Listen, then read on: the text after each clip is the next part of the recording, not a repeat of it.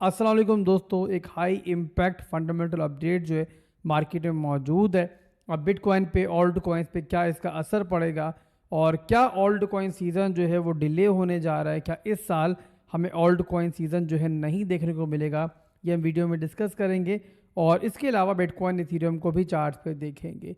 तो वीडियो को पूरा देखिए, कोई पार्ट इसका स्किप मत कीजिएगा। इसके अलावा मैं यहाँ पे एक चीज़ ऐड कर दूँ कि जानता हूँ आप लोग बहुत फ्रस्ट्रेट हो और मेरा वेट करते हो, वीडियोस का वेट करते हो जो कि अभी रेगुलर नहीं आ रही है। बट यहाँ पे आपको ये यकीन दिलाना चाहूँगा कि इंशाल्लाह जो है अब बहुत ज़्यादा वेट नहीं करना पड़ेगा और बस यहाँ पे आजकल से इंशाल्लाह जो है हम रेगुलर हो जाएंगे, बल्कि मे भी कल से ही आपको जो है 2 वीडियोस डेली की मिलना शुरू हो जाए। तो आप लोगों ने इंशाल्लाह फॉलो मुझे करते रहना है और भाई की सपोर्ट जो है नहीं छोड़नी है। तो आप बेफिक्र रहें, इंशाल्लाह मैं आपके साथ मार्केट पंप हो रही हो, डंप हो रही हो, मौजूद रहूँगा। तो बहरहाल दोस्तों, core PC price index number आज आया है और जो नंबर आया है वो हॉटर देन एक्सपेक्टेड आया है। मार्केट एक्सपेक्ट कर रही थी कि नंबर जो जाएगा इस साल के अंदर, जो पहुंच जाएगा वो 2.6% तक पहुंच जाएगा, बट आज जो नंबर आया है उसके बाद 2.7% तक ये पहुंच चुका है। आप नॉर्मली एफएडी जो है ना, इस नंबर को इस्तेमाल करती है और इस रिपोर्ट को इस्तेमाल करती है अपनी रेट कट्स के लिए। और बता दूं यहाँ पर कि इसमें वॉलेटाइल चीज़ें जो हैं वो शामिल नहीं होती हैं, ऑयल वगैरह, और उनके अलावा चीज़ें जो होती हैं वो यहाँ पे महंगी हुई हैं, सस्ती हुई हैं, वो मालूम पड़ता है। तो यहाँ मालूम यही पड़ रहा है कि थोड़ा सा महंगाई में इजाफा हुआ है।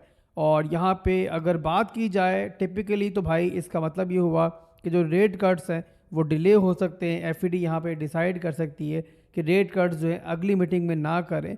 बट यहाँ पे एक चीज़ दोस्तों मैं आपको ऐड कर दूँ कि यहाँ पे इसको हटा के देखें ना, अगर जो आज की रिपोर्ट आई है इसको हटा के देखें तो प्रीवियसली ऐसे बहुत सारी चीज़ें हैं जो इंडिकेट कर रही हैं कि अब यहाँ पे एफईडी जो है शायद बहुत डिले जो है रेट कट्स को नहीं कर पाएगी। तो यहाँ पे रिपोर्ट नेगेटिव ज़रूर है और अगर हम इसे पहले नज़र में देखते हैं तो हमें लगता है कि मार्केट को इस पर अच्छा रिएक्ट नहीं करना चाहिए। बट आपको दिख रहा होगा प्राइस को देख के, बिटकॉइन की और बाकी ऑल्ट कॉइन्स की प्राइस को देख के, कि आज के दिन कम से कम जो है ना मार्केट ने इसको एब्जॉर्ब कर लिया। और रीज़न बता दिया मैंने कि यहाँ पे ये तो नंबर बुरा आया है, बट इससे पहले बहुत सारे नंबर जो हैं वो अच्छे भी आए हैं। तो यहाँ पे इसीलिए मार्केट ने ज़्यादा रिएक्ट नहीं किया है इसके ऊपर। एनीवेज, यहाँ से दोस्तों आगे बढ़ते हैं और यहाँ बिटकॉइन को देखते हैं, इथेरियम को देखते हैं और उसके बाद बताते हैं कि यहाँ पे जो ऑल्ट कॉइन सीज़न है उसको हम देखकर क्या एक्सपेक्ट कर रहे हैं कि वो कब आ सकता है और क्या आना भी है, नहीं आना है। तो यहाँ बात करते हैं, बट उससे पहले बिटकॉइन का आपको जो है छोटा सा एनालिसिस दे दूँ।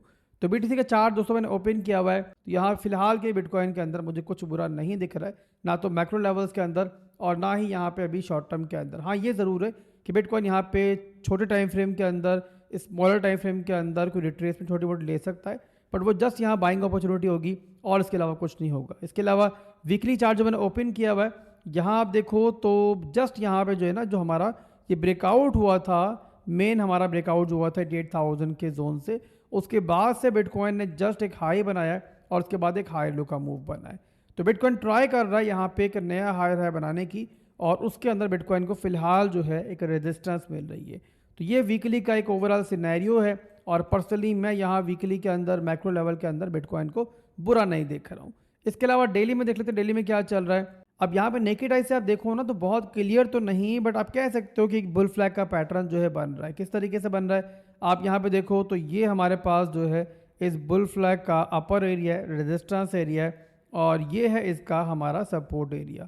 तो यहाँ पे देखो तो बिटकॉइन यहाँ से जो है सपोर्ट ले रहा है और यहाँ से जो है हमारी एक रेजिस्टेंस आ रही है। इसके अलावा अगर पोल की बात करेंगे तो ये पूरे का पूरा जो है हम पोल जो है कंसीडर कर सकते हैं। हालांकि डेली के अंदर इतना क्लियर नहीं है, बट अगर यहाँ पे आप वीकली में देखो तो आपको दिखेगा काफ़ी क्लियर जो है वो पोल बन रहा है। एनीवेज, अब यहाँ पे जाहिर है ये बुल फ्लैग जो है तभी काम करेगा जब ये पैटर्न जो है ब्रेकआउट करेगा। और ब्रेकआउट कब होगा? जब बिटकॉइन जो है ये एरिया तोड़ के ऊपर क्लोजिंग लेगा। बट ओवरऑल जाहिर सी बात है ये एक मैक्रो लेवल का चार्ट है। वीकली यहाँ पे मैं देख रहा हूँ, डेली का मैं यहाँ पे टाइम फ्रेम देख रहा हूँ, तो टाइम लगेगा और फिलहाल के लिए जाहिर है इतना ऊपर का हम नहीं सोचेंगे।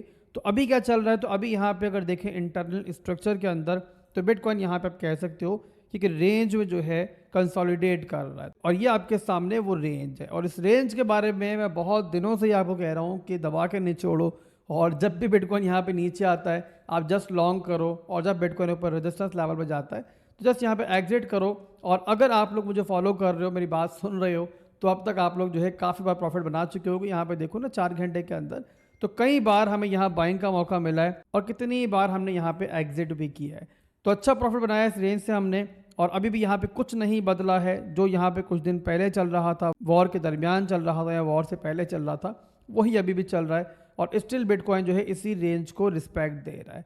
तो यहाँ पे फिलहाल के लिए मेरे भाइयों, आप लोग इस रेंज के रेजिस्टेंस देखो तो वो है ये एरिया, और सपोर्ट देखो तो वो है हमारे नीचे वाले एरियाज। अभी यहाँ पे जाहिर सी बात है हम यहाँ पे एक रेजिस्टेंस लेवल की तरफ बढ़ रहे हैं, और पर्सनली मैं एक्सपेक्ट कर रहा हूँ कि बिटकॉइन जो है अनकरीब आपको अब इस रेजिस्टेंस लेवल को रिटेस्ट करता हुआ देख सकता है।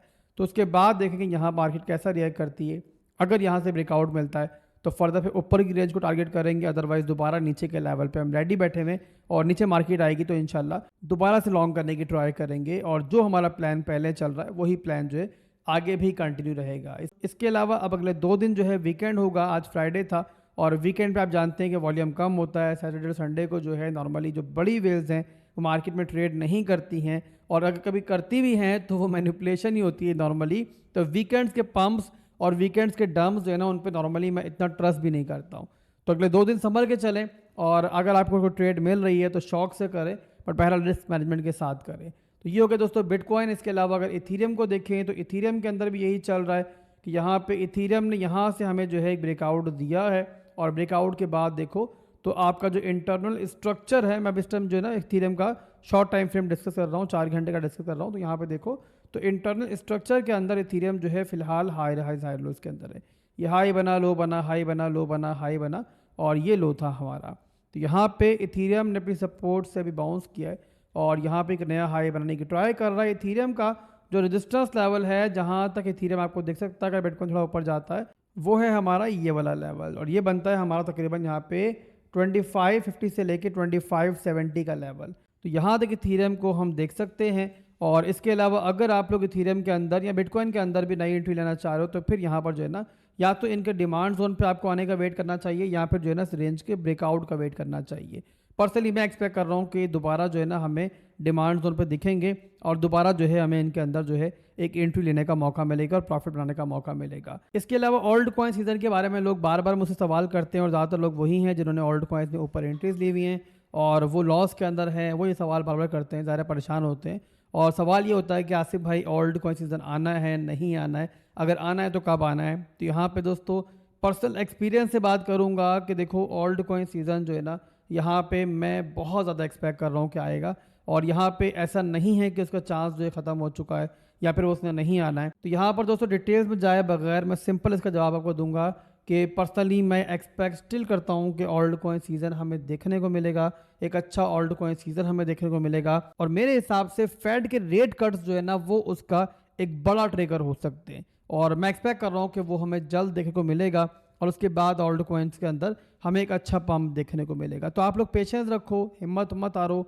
अगर आप लोगों ने ओल्ड कॉइन्स में एंट्रीज बनाई हुई हैं और अगर उनमें लॉस में हो, अगर अच्छे ओल्ड कॉइन्स लिए हुए, याद रखो कि आप लोगों ने कचरा उठाया हुआ है, वो ओल्ड कॉइन उठाए हुए हैं जो शिट कॉइन्स जिनको आप कोई पूछता भी नहीं है, तो उनके बारे में कुछ नहीं कहा जा सकता। बट अगर आपने अच्छे ओल्ड कॉइन्स लिए हुए, आपने ब्लू चिप ओल्ड कॉइन्स लिए हुए, तो आप लोगों को ज़्यादा परेशान होने की ज़रूरत नहीं है। फिर मिलते हैं इंशाल्लाह बहुत जल्द एक नई वीडियो के साथ। अभी के लिए बस इतना ही था। अल्लाह हाफिज़।